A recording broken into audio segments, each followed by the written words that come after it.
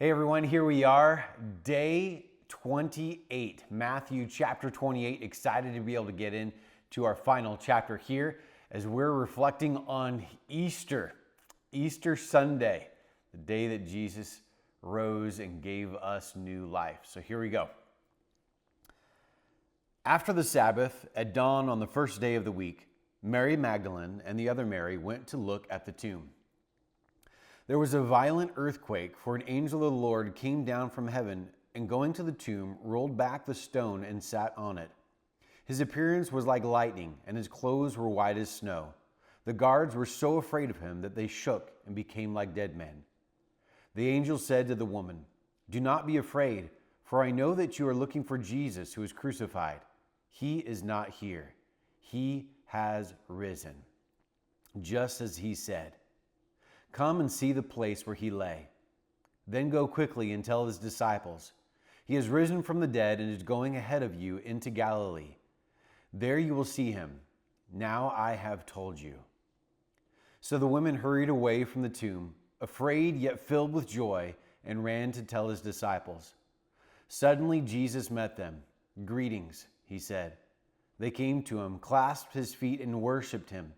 Then Jesus said to them, "Do not be afraid. Go and tell my brothers to go to Galilee, where they will see me."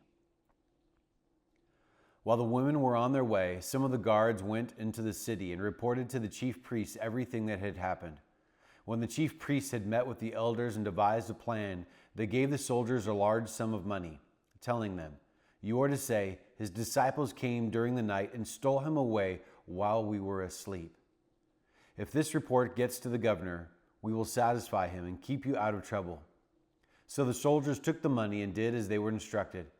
And this story has been widely circulated among the Jews to this very day. Then the 11 disciples went to Galilee, to the mountainside where Jesus had told them to go. When they saw him, they worshipped him, but some doubted. Then Jesus came to them and said, "All authority in heaven and on earth has been given to me. Therefore, go and make disciples of all nations, baptizing them in the name of the Father and of the Son and of the Holy Spirit, and teaching them to obey everything I have commanded you. And surely I am with you to the very end of the age." Matthew chapter 28.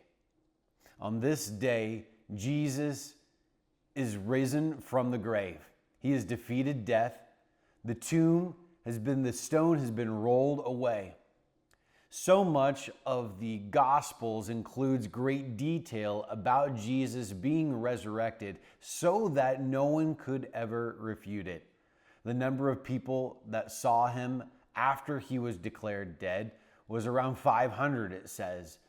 And then these disciples all having a moment where they see him one-on-one.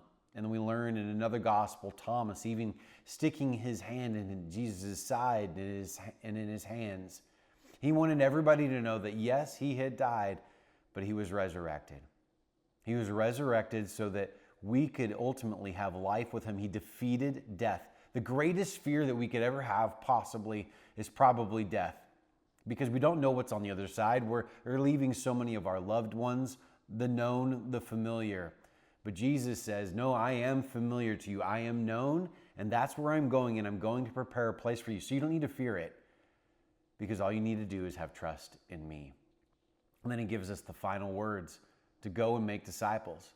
So many times the final words of somebody before they part is ultimately, what is it that they said? And Jesus' last words is, "Go and tell others about who I am so that they can know about me, that they can experience this same life." I pray and hope that the story of Jesus has encouraged you, that has changed you, that you can reflect over this book of Matthew and realize that there is so much to gain, so much to grow in, and only so much to be thankful for and gratitude for what it is that Christ has done for us. Have a great day, everyone.